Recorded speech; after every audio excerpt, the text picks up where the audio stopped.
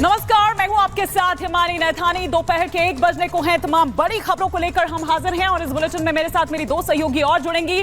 प्रियंका शर्मा मेरे साथ होंगी, मीनाक्षी रजक मेरे साथ होंगी। लेकिन इस वक्त जो बड़ी खबर आ रही है वो सूरजपाल के ब्रह्मजाल को लेकर आ रही है कि किस तरह से एक ब्रह्मजाल उसने अपने जो अनुयायी हैं, जो भक्त हैं, उनके बीच बनाया हुआ था।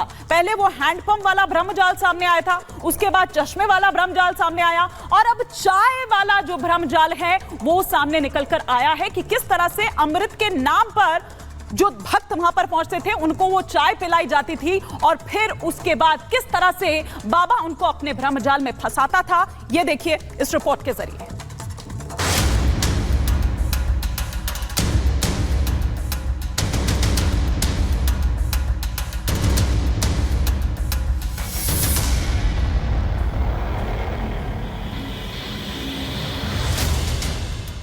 हाथरस में हुए हादसे को 72 घंटे बीत चुके हैं। 123 लोगों की मौत हो चुकी है।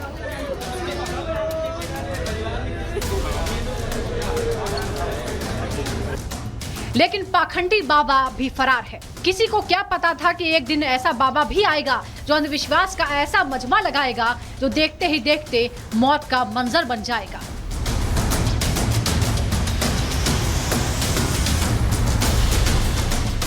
कभी हैंडपंप के पानी से लाइलाज बीमारियों का दावा, तो कभी अपने दिव्य दृष्टि से रोगों के निवारण का वादा। ये सूरजपाल के फैलाए भ्रमजाल की कुछ ऐसी कड़ियां हैं जिनका धीरे धीरे खुलासा हो रहा है। सूरजपाल के भ्रमजाल की कलई अब एक एक करके खुलने लगी है। सूरजपाल के चश्मे और हैंडपंप के बाद अब जो खुलासा हुआ है वो और चौंकाने वाला है। बाबा का एक और भ्रमजाल सामने आया है जिसे बाबा लोगों को अपने जाल में फंसाने के लिए इस्तेमाल करता था। बाबा फरार है, लेकिन उसकी पूजा कर रही इस महिला का नाम है मालती सक्सेना।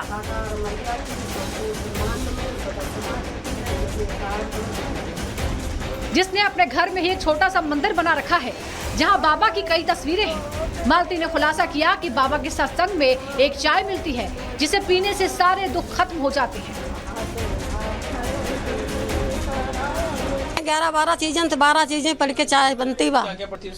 तो हम बताए तो रहे, नींबू पलता है, चाय पत्ती है, अदरक पत्ते है, गुच्च पत्ते है, काली मिर्च पत्ते है, शिकंजबी पत्ते है, ये सब सामान और पीपर पत्ता पत्ते ये सब सामान पड़ के चाय बनते हैं। और वो इसी का प्रसाद और चीनी पत्ते है, चीनी पड़ती है, ये सब सामान पड़ के तो प्रसाद बनता है। उनको भोग लगाया जाता है, भोग लगा करके फिर सब प्रसाद वो बांटा जाता है। चाय आप लोग को पहले दी जाती है कार्यक्रम के बाद में दी जाती है? पहले दी जाती, जो 11 बजे पहले पहुंचे उसे मिले, जो 11 बजे के बाद में पहले उसे कुछ नहीं मिले, फिर तो ये चाय मिलती है। जो करके तबीयत तो नहीं बिगड़ती चाय पीने के बाद? चक्कर उक्कर उससे आराम मिल जाता है। उससे आराम मिलता है, तनाव तनाव देखो, तुम्हारा बुखार भी हो वो बंद है, पेट में कोई कमी है वो बंद है, तुम्हें कोई कमी है उसके लिए तो सब, और अपने घर में बना के पी लो तो भी आराम। अच्छा, तो वो आप लोग को बताते भी हैं कैसे चाय बनती है? हाँ बताते हैं, खूब बना के पियो, सब जने बताता है। तो अपने घर जब इच्छा हुई बनाई, हमने अपने यहाँ कई बार बनाई, अपने भैया बहनों ने सबको दी। मालती ने बताया कि 11-12 चीजें डालकर इस चाय को बनाया जाता है, बाबा को भोग लगाया जाता है और उसके बाद भक्तों में बांटा जाता है।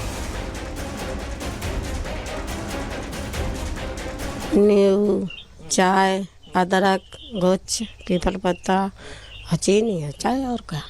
ये कब बनती है? हर दिन बनाते हैं आप लोग? कब कब बनाते हैं? कोई समस्या आती है, कोई बीमार आते तब तो कोई मतलब कर रहे हैं, प्रोग्राम कर रहे हैं, उनका सत्य के साथ भजन कर रहे हैं तब बनाते हैं।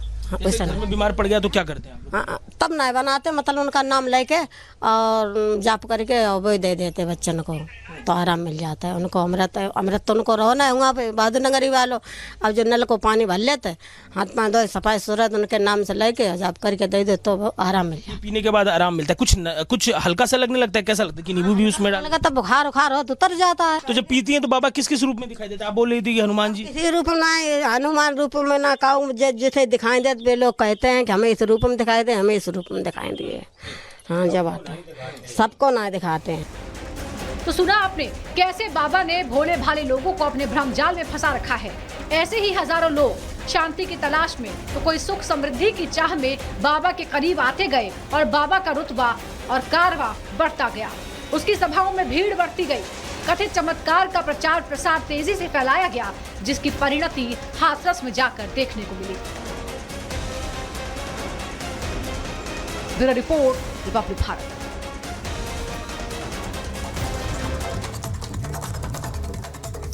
तो देखिए, सूरजपाल को लेकर हर दिन रोज नए खुलासे हो रहे हैं और ये चौंकाने वाले खुलासे बेहद अचंभित कर रहे हैं। इसी बीच आपको बता दें, रिपब्लिक भारत की टीम कासगंज पहुंची, जो सूरजपाल का एक पैतृक गांव है। यहां पर बहादुर नगर पहुंचने के बाद कुछ और बड़ी जानकारी हाथ लगी है, क्योंकि इसी कासगंज से इस सूरजपाल का नारायण साकार हरि का एक नई शुरुआत हुई थी, एक नया अध्याय इसकी जिंदगी में जुड़ा था। आखिर मामला क्या है, इस रिपोर्ट से देखिए।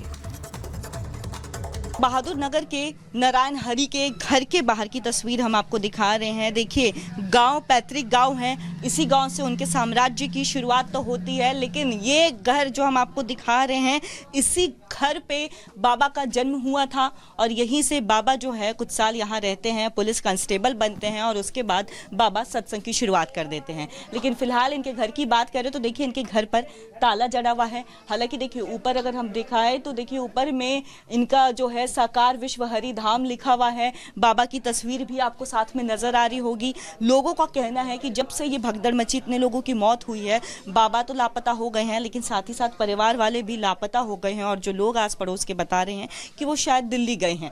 लेकिन ऐसे में इनके इस पैतृक गांव की एक्सक्लूसिव तस्वीरें दिखा रहे हैं और यही घर है जहां पे बाबा का जन्म होता है। बाबा पलते हैं, बड़े होते हैं और उसके बाद पुलिस कांस्टेबल की नौकरी करते हैं। लेकिन कुछ साल नौकरी करने के बाद बाबा सत्संग करना शुरू कर देते हैं। कुछ